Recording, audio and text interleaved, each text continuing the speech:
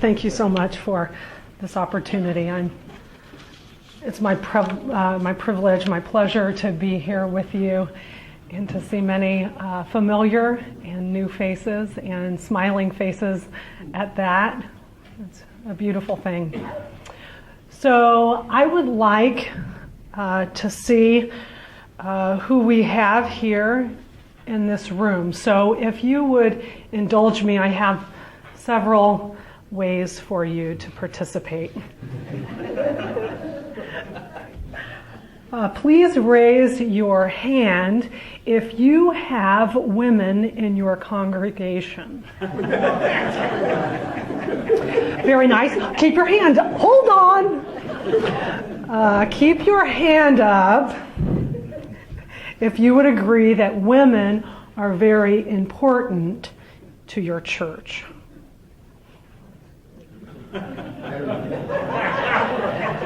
Please keep your hand up if there are women serving in your church in roles that you would consider significant leadership roles. Please keep your hand up if you are sure that women are free to exercise their gifts and that all positions in the church are accessible to those whom God has called.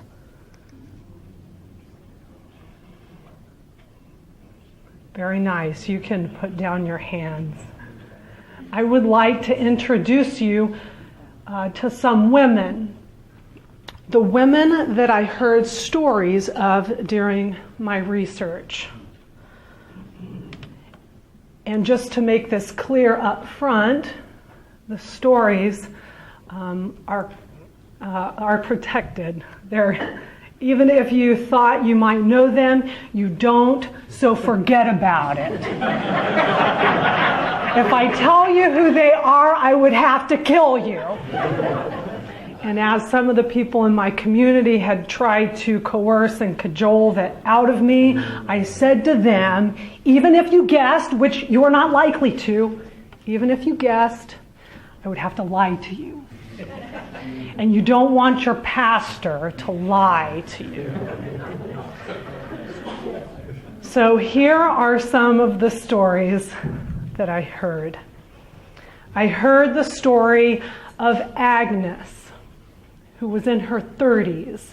Her and her husband had been very active in a congregation. They were then moving to a different part of the country. And as they were going, several of the lay people in their church told them that they should plant a new congregation at the place where they were going to now reside. They didn't give much thought to it. Neither of them were interested really in planting a church. Neither of them really felt called to the ministry. So as they went to this new town, they also observed that in the town there was not a church that they felt comfortable in. There was no congregation that made their family feel welcome. No congregation that really was reaching the community in a way that was significant in their opinion. So, quite accidentally, they planted a church in their home. They simply did that because there were a number of 20-somethings in their sphere of influence who had nowhere to go. They had no real church. So they made a big meal and they invited them in. They put on a video. They had a discussion. About a year into this process, the mother church that had told this couple that they needed to plant a church contacted them and said, "We hear you're planting a church." And yes, of course, they were. So they encouraged this couple to enter the ordination process. Well, the husband of the couple had absolutely no time or energy, no passion for starting a church whatsoever. So Agnes decides that it is on her to plant this church. So she arrives at the pastor's meetings, and she notices that she is the only female. After going through an ordination process, on the very day she is to be ordained, as she shakes the person's hand, she realizes that she is not going to be ordained. She is going to be credentialed. Essentially, she had the second most vibrant church in her area. There were 50 converts reported in 1 year from her house church. And as she received this piece of paper, you can imagine the disappointment and despair. She then left that denomination and became Free Methodist. I would like you to meet Betty, who is also a female pastor. She is told during one transition that, well, she is told by many, most of them are indirectly, one of them is directly, that in this particular appointment, a woman is quite a risky venture. In addition, not only is it risky, it is so that if she does well, then good for her. If she does less than perfect, too bad for any other woman who might get appointed to that congregation. She now has all the responsibility on her shoulders for ever having another female in that church as pastor. I would like for you to meet Penelope, who says, "They say that I preach like a girl," or "I preach good for a girl," that I say it with authority, but not too much authority. And Penelope, throughout the whole of our interview, referred to the generic pastor as he.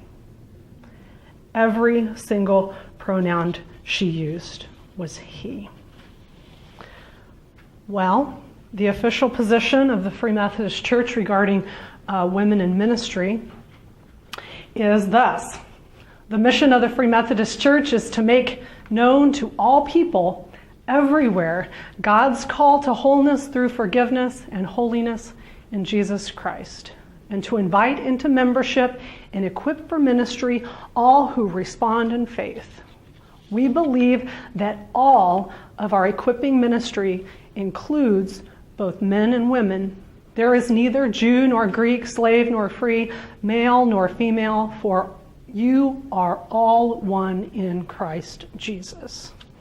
And so we affirm that God's spiritual gifts of service and leadership are for both men and women. And because of this conviction, all positions in the church are accessible to those whom God has called. The reason I did this research is because I heard in the women's story something that is not reflected in the official position of the Free Methodist Church. I heard in women's stories something quite different. A lack of access, a lack of being heard, a lack of being treasured. Women had not been heard by the church. They had not been heard by those in authority over them. Women who face various forms of resistance suffer in silence. They often feel very isolated. They often think that whatever they face is because of something that they have done. I video recorded 5 life stories of female pastors in the Free Methodist Church. I transcribed around 50,000 words. The qualifications for my study were that the women had to be ordained elders in the Free Methodist Church. They had to have had some seminary education. They had to have served for 5 years, and they had to have been solo or senior pastors at some point in time. Not for 5 years, you get that. So Eugene Peterson says that stories are verbal acts of hospitality. The problem exists that women do not have access to all positions in the church. It is crucial that the church pay close attention and discern the behaviors that silence women. The women in my study reported a few of the very obvious forms of obstacles, such as one that I did not tell, a man standing at an ordination service and verbally opposing a woman's ordination. However, these incidents were less frequent than the less obvious ones. The real problem lies below the surface. The real problem lies in a subtle way, in the millions of ways women hear every day that they are not welcome, that they do not have access. The statistics bear this out. These are statistics presented by the research of Beth Armstrong. 20 years ago, in 1997, 20% of women reporting in her study had served in roles of senior solo pastor. In 2015, only 16% had. 20 years, the percentage has dropped. This is tragic. Not only tragic, that statistic, but the other statistic also, that 20% of women who say that they would like to serve in a full-time senior solo capacity say that these roles are not available to them. So the problem is persistent. The problem is in the subtle ways that women are told that they do not belong.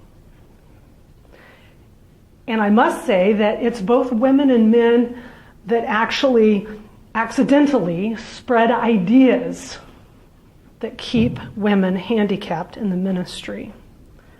So there are things that we can do.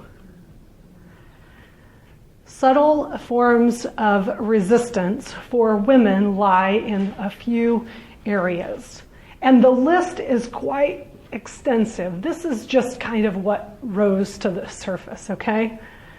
So being told that you do not fit without being given any concrete or helpful feedback. So, such as, we see this in your character, we see this in your ministry performance, this is your gifting, you don't fit here because this is not your gifting. The nebulousness of a statement like, you don't fit. Being left without a mentor because the available mentors are men, and men do not want to mentor women. So left without a mentor means that you do not have the support and resources that you need. Things such as being left out of the conversation at ministerial association meetings or annual conferences. Being told, we just don't get you. Even more subtle, more insidious. I like that word, Marlo. Language used for pastors is exclusively masculine. Pastor, he. Humor used in public and private conversations that is hurtful to females, that uses or reinforces stereotypes of women. Being married and having children appears to put women at a disadvantage. What I found in my research is that 3 of the 5 women had in their young life questioned whether or not marriage and family was even an option for them because they knew that they were called and it seemed like they had to make a choice. What can we do about this? And the list is really long. It's just a few. If you're a man in the room and if you are sympathetic, I always give you the benefit of the doubt. You're my brother. I know you would want to support women in the ministry. So this is some of the things that you need to know. Ask your female peers in the ministry to share their story with you. Listen.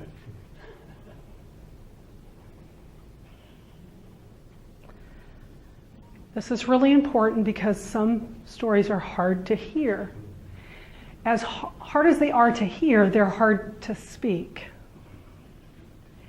And if someone doesn't want to share their story with you, then you respect that. And you ask them at another time.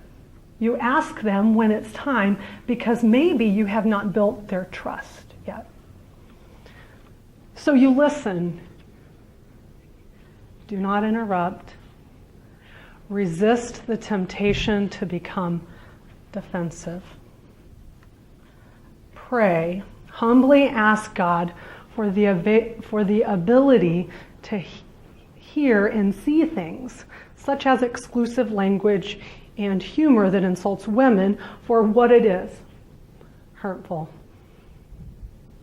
As you begin to do these things, decide to use more loving speech toward women. Decide to become an advocate for women. Decide that unloving attitudes toward women that remain in the church are simply not women's problems. They're the church's problems. They get at the very fabric of us being together as God's people, seriously needing to mend broken relationships. So if you serve in an authority position over women, you need to know a few things that you can do for women. Acknowledge the truth that women who are in your charge have faced barriers that you know nothing about. Assume that. It is absolutely true. Whether or not you hear their stories, by the way.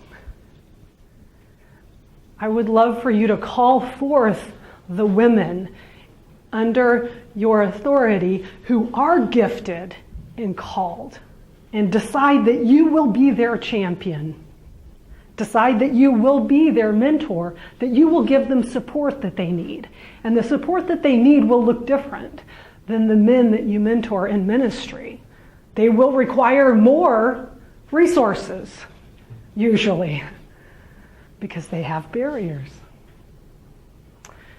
Use your influence and access to networks to champion gifted women into positions that they are qualified for and called to. Women, these are the things that you can do. You can remember that you are not alone.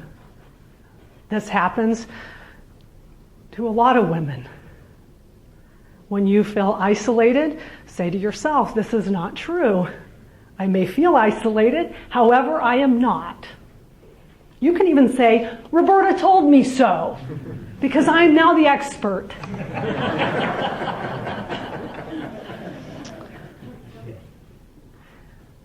So you can also learn to advocate for yourself, which means that you might have to work harder and look more broadly, but you can find networks. You can build strong support networks. It's worth it, I promise you. So boldness and strength comes from the power that is at work within us. God's word says so. Ephesians 3. Strength does not come from gender. So I want to tell you, woman up. Because what God has called you to do, God has gifted you to do, it is yours to do. God will give you the power to do it. Because God is faithful like that. So a couple stories here to close. My own woman up story. As I was closing out this research and saw how powerful language is in this discussion, I started to be super sensitive to the way that women's lives are routinely devalued in language. So, for instance, man up. And it was one particular day that I heard this from a man in my community. I'm his pastor. He's also a ministerial candidate. So he is under my care in several ways. He said to me, "Those young men just need to man up." And so I've charged you to listen, and so I am swallowing that pill right there, because I had to sit and listen to what he was saying. However, when he was done speaking, my final thought was, yes, that young man needs to take courage, needs to do what he needs to do. He needs to be strengthened to do what he needs to do. And you know, women need to do that too. Women need to know that the courage that men have is available to them. I have decided that when I see a woman that needs to take courage, I'm going to say to her, "Woman up." I tried this on one of my teenagers that day, actually, because I was experimenting. This is the look I got.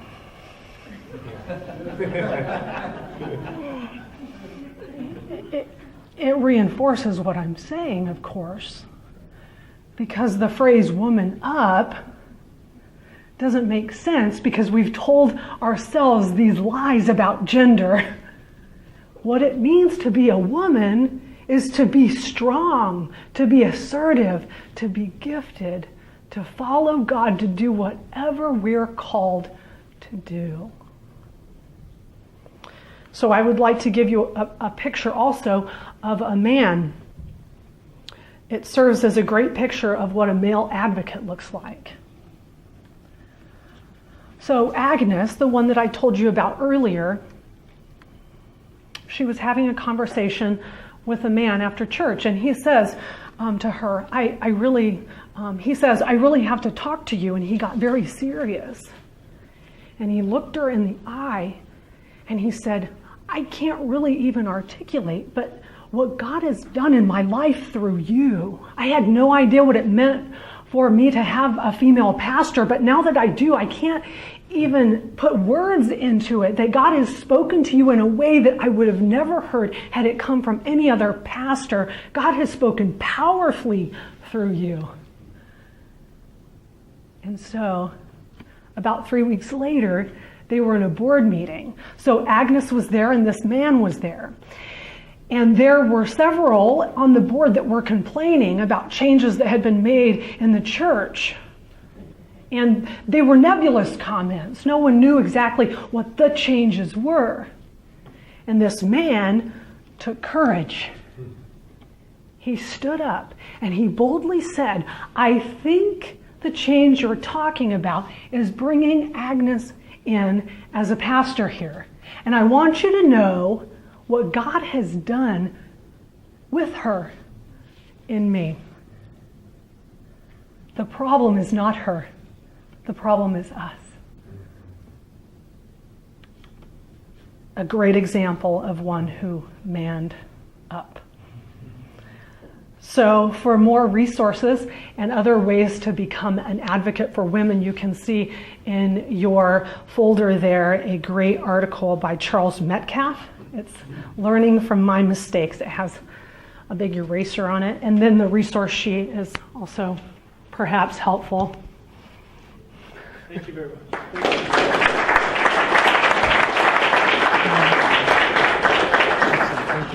Thank you so much. I'm sure there are questions. Okay. Yes. Martha, Roberta, I'm not sure if the Free Methodist Church has perhaps a connectional women in ministry network or Yes, something like that. we do. You do. Do you think that maybe that can be inserted somehow in some way, shape, or form? I mean, is it more support the connection of women in ministry? It is an informal kind of network But basically, it's a way that we support one another. It's very informal. Essentially, it boils down to a conference every 3 years and a Facebook group. Yes, back there. Sorry. Yeah, that's what, I don't know where you want. Christine? Okay. You don't want I have a question. I am, in my tradition, we do have a women in ministry, and we have different types of meetings and things like that. But in your research, did you do anything about the women in the pew, their reaction to women in ministry? Because I have pastor, and if I used to always say, and some people may get upset, if I had all males in my congregation, I think I could have moved mountains. It was the women that really always challenged me in everything. It wasn't the men. And then, of course, my bishop and the elders and stuff like that, and my father in the ministry had really poured a lot in me, and I'm grateful for all the pastors and things like that I served under, but when I pastored, it wasn't the men. It was the women. That is actually a super astute observation, because it is actually pretty routine that happens, that women are our worst enemies. And one of the things I said is that we all are culpable as far as continuing these ideas that hurt all of us. So women actually hurt women in this. And so I encourage you as a woman to be an advocate for other women. Yes, that is, your experience is exactly right. I mean, it's not an anomaly. Thank you. Wanda? When you talked about resistance and you talked about the subtle messages, Yes. and one of them being married and having children, I was wondering, did you talk to any single? I actually talked to one woman who had spent many years before before marrying as a single female pastor. So her idea had also been that she had chosen ministry first, and that she really didn't think marriage would happen for her. So it was as though she had just kind of taken that off the... I'm kind of wondering if there was a difference in resistance as being a single ordained pastor versus one who was married, because I'm an ordained pastor and I'm single, but I hear different messages. I actually think that there are different forms of resistance for single female pastors. And this is for, women who are unmarried, kind of across the board, because a lot of people see you as needing a man. And that can be super problematic if you're a pastor. How do you meet a man? I mean, everyone thinks I need a man, but there's no way.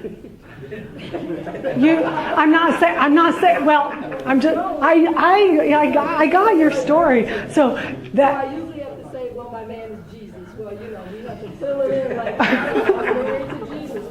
That's what you usually hear. Yeah, so, however, there is a slight benefit, actually, to being single, because you do not have this unspoken expectation that you're splitting your energy between your family, your husband, your kids, and your ministry. So you actually have an advantage that way that some married women with children don't have. Yeah, I was really thinking. So, yeah. Excuse me. Thank you. Caleb, and then Tracy. There are many questions. So, Caleb.